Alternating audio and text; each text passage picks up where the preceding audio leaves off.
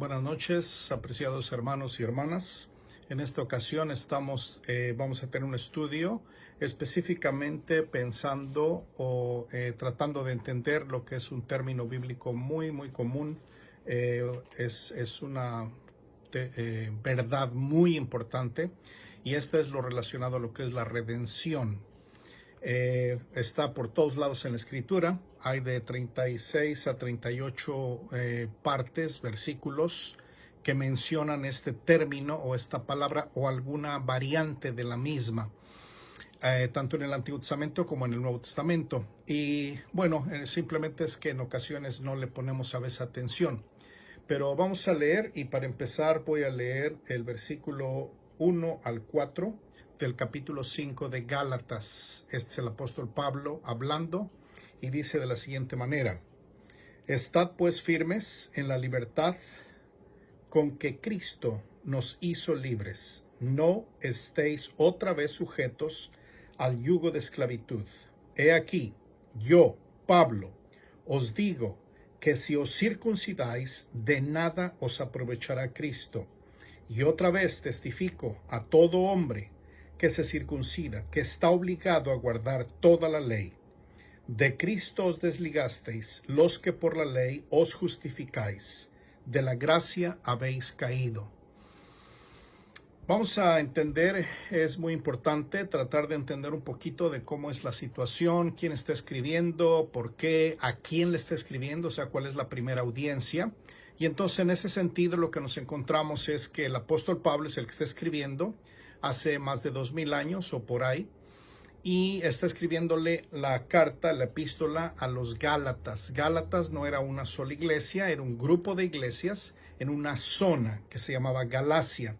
Era parte de lo que hoy en día todavía era parte de Francia.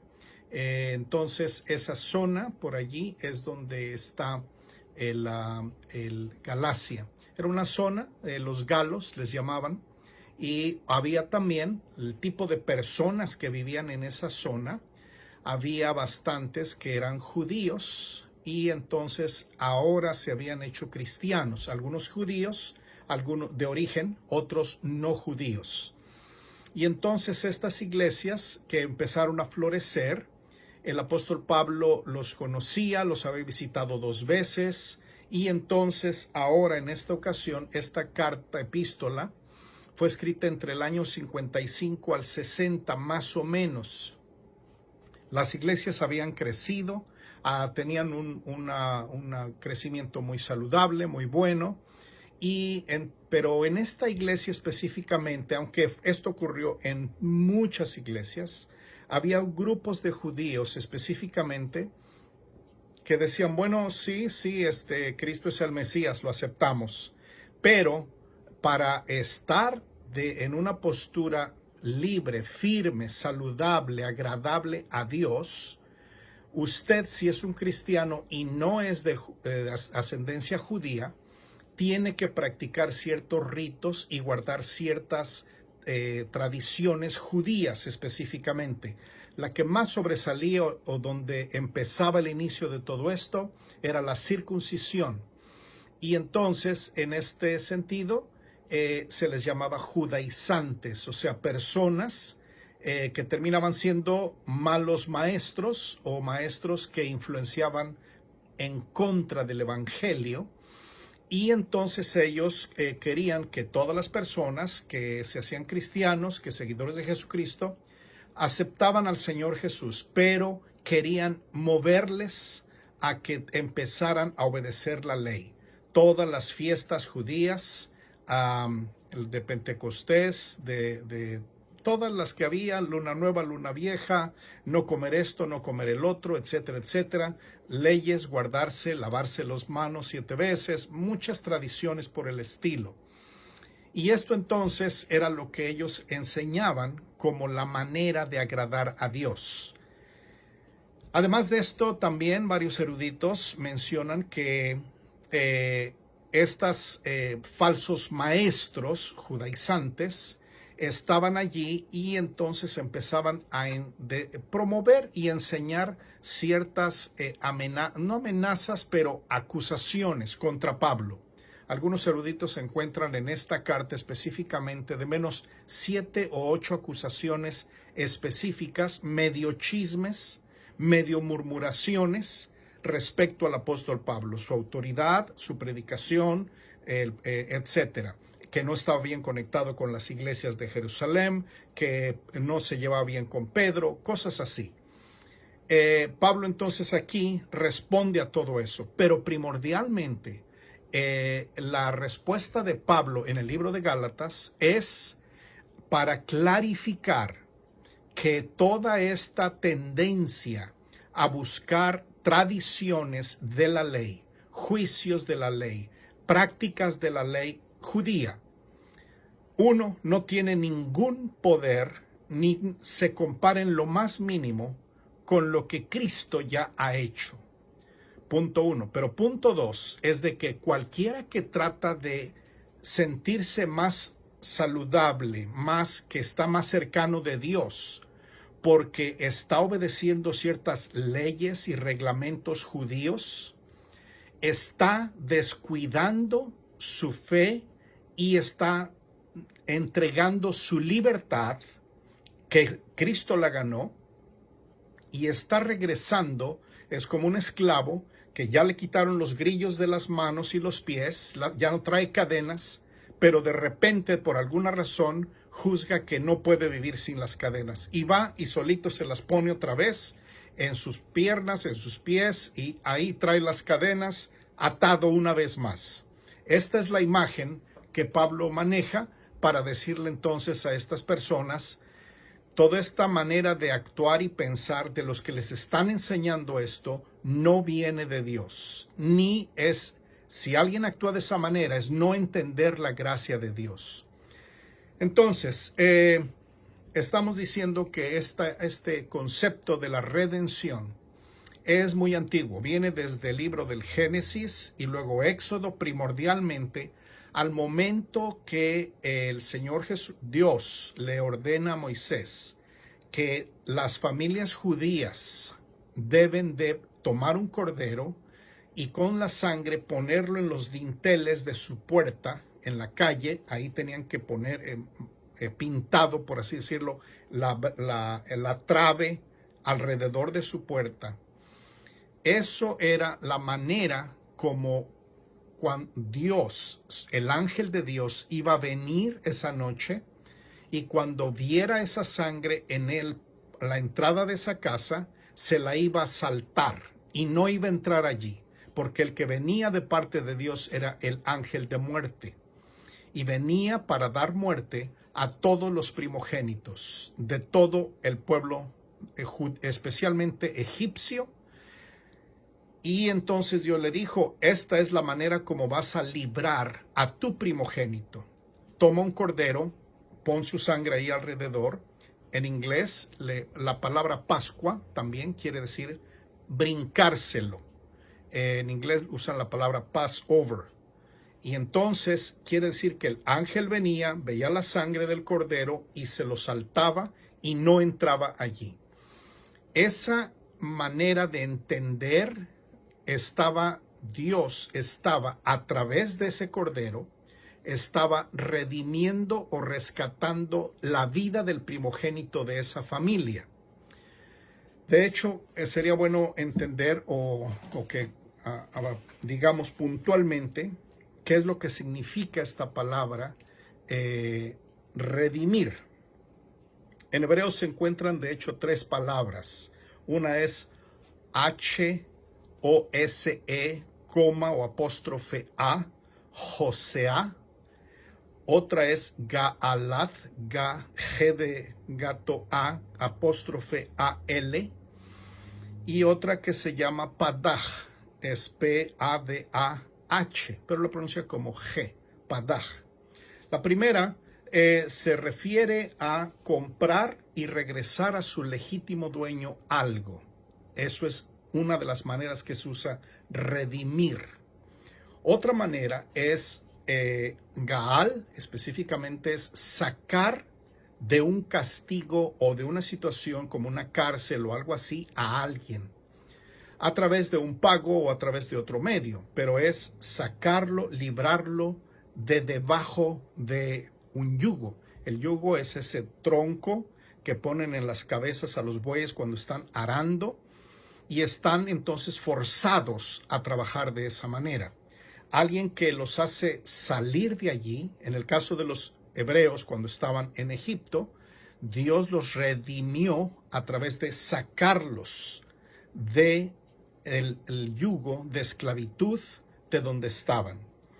Y la tercera padaj quiere decir es pagar, pero de una manera recomprar, regresar al dueño original. En ese sentido, padaj, en México al menos entendemos muy bien lo que es las casas de empeño. En una casa de empeño, si usted va porque tiene una situación difícil, necesita dinero rápido, entonces usted va, suponiendo que usted tiene un anillo, tiene un reloj, pues usted va y le dicen, bueno, pues el reloj cuesta 10,000 pesos, pero nosotros le prestamos solamente una tercera parte, le podemos prestar 3,000 pesos. Y usted dice, pues lo necesito, está bien, usted deja su reloj y las personas del empeño no son los dueños. Está empeñado el reloj bajo la potestad de ellos. Llegando un tiempo, si usted no lo redime, paga algo para que se lo regresen. Y claro, tiene que pagar lo que le prestaron, más los impuestos, más un crédito o réditos. Pero si usted no lo hace, entonces lo pierde. Y a ese punto, la casa de empeño puede venderlo a quien quiera por lo que quiera. Se convierten en dueños. Pero antes de eso, usted es el dueño legítimo, simplemente que usted no lo tiene consigo. Ese contexto, esa idea, es lo que Pablo desarrolla al decir que nos ha redimido. Y redimir, como le digo, se encuentra en cada pasaje de la Escritura, en el Antiguo Testamento, los profetas, los salmos, nos redimió, es el Redentor. En el Nuevo Testamento, Él es el que pagó el rescate o Redentor, por eso se le llama. Y también después Él lo hizo a nivel voluntario, el Señor Jesús lo hizo por amor. Entonces, está en el Nuevo Testamento, lo ofrece Jesucristo a todos los seres humanos porque todos fuimos vendidos, estábamos empeñados bajo el poder del diablo, de la muerte y del pecado. Cualquier ser humano sin Cristo está todavía bajo el poder, el yugo del diablo, del pecado y de la muerte. Cualquier persona que escuche el Evangelio y que entrega su vida al Señor Jesucristo, esta persona es rescatada, redimida. La compró Cristo por precio de su sangre. Y al hacer esto entonces, esto es lo que completa el ciclo de la redención. La redención también en ese sentido fue efectuada ya. El Señor Jesucristo, al momento de morir y decir consumado es, terminó todo lo que es la acción de la redención y inició todo lo que todavía está por venir. O sea, la redención y todo lo que eso nos da está por verse todavía. Ya se debe de ver en nuestra manera de actuar, pensar y todo lo demás. Pero todavía hay mucho más. Cuando el Señor Jesús viene y nos redime, para empezar, nos liberta del diablo, de la muerte, del pecado. Efesios capítulo 2, 1 al 10, lo explícitamente muy clarito. Nos reconcilia con Dios, nos da el perdón de pecados, nos justifica delante de Dios. Quiere decir que Dios no nos ve en nosotros mismos, sino que envueltos en Cristo. Cristo toma nuestro pecado, nuestro abrigo apestoso, malo del pecado, Él lo toma y lo crucifica, y Él nos regala su abrigo, que es de santidad. y nos envuelve con Él. Y así es como nos presenta ante Dios. Eso es el corazón de la justificación. Pero además, nos convierte en ciudadanos del cielo. Tito 2:14. Y además nos santifica en un proceso que inicia cuando rendimos nuestra vida y continúa hasta el tiempo de nuestra partida de este planeta Tierra. Entonces, la redención ya se efectuó, por eso dice Pablo, estamos sentados en lugares celestiales con Cristo, desde la perspectiva de Dios, que es un eterno presente, ya estamos allí, ya ocurrió todo esto. Pero como seres humanos que estamos limitados y que somos finitos, estamos experimentando apenas todo lo que la redención es o nos trae. Este concepto de la redención también está muy mezclado con toda la percepción judía de lo que es la legalidad. O sea, ¿por qué fue necesario que hubiera esto? ¿Acaso Dios no pudo haber dicho, bueno, son los pecadores, los perdono, vénganse y se acabó? Es una manera de ver la situación. Sí, pero esto entonces traería dudas muy grandes respecto a lo que es la justicia de Dios, la santidad de Dios, la responsabilidad de Dios. Dios en su soberanía puede hacer lo que Él quiera, pero Él decidió que ante cualquier situación donde hay una falta, alguien tiene que dar algo a cambio. Alguien tiene que rescatar, pagar, restituir. Y eso es lo que el Señor Jesucristo hace y por ese medio nos restituye. Acuérdense que en el Antiguo Testamento y el Antiguo Testamento mismo, para el pueblo de Israel, no había una constitución y luego la Biblia. La Constitución es la Biblia. La Biblia es la Constitución. Cómo vivir, cómo llevarse, cómo interactuar. Y si hago algo queriendo o sin querer, mato a alguien, golpeo a alguien, le saco un ojo a alguien, ¿qué debo hacer?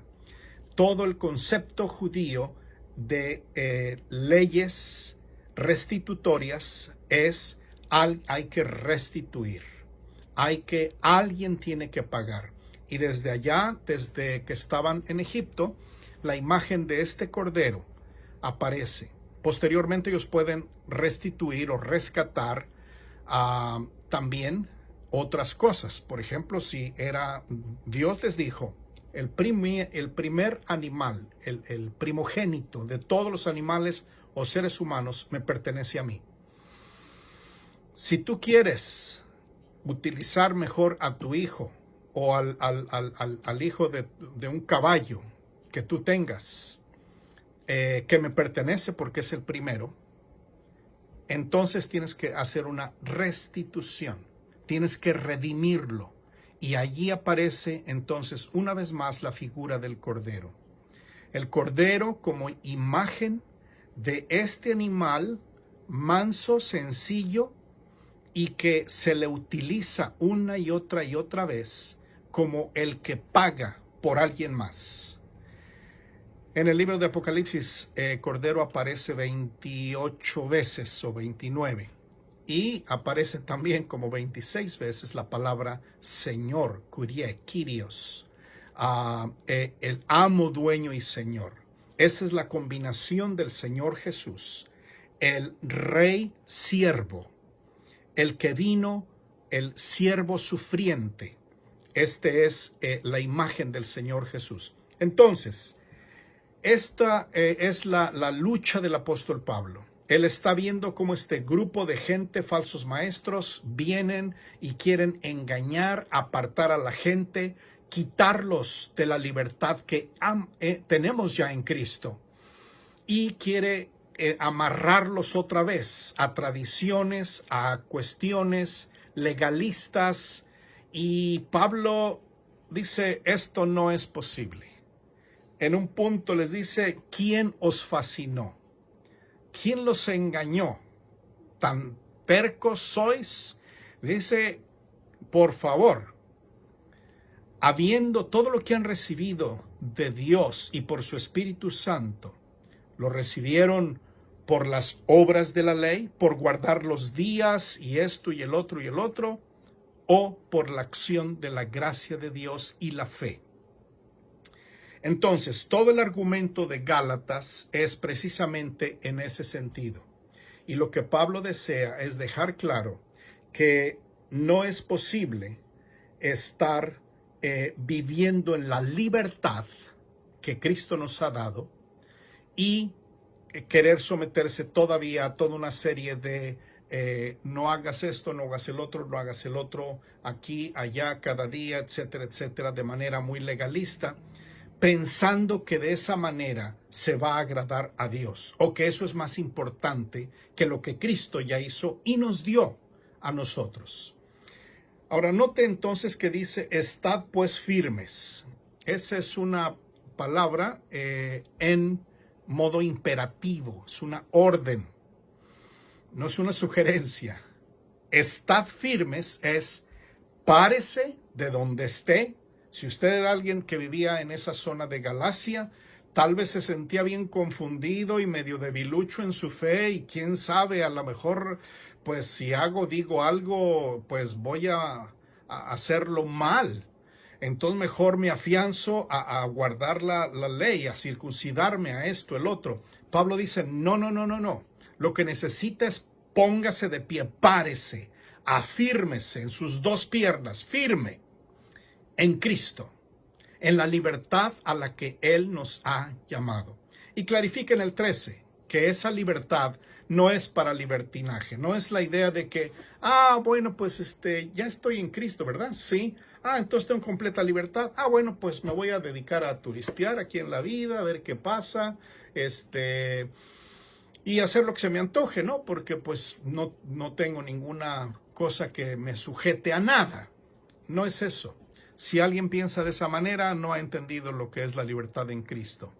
La libertad en Cristo quiere decir que Dios, por su Espíritu Santo, movidos por su amor en fe, ahora Él es quien nos controla y nos mueve.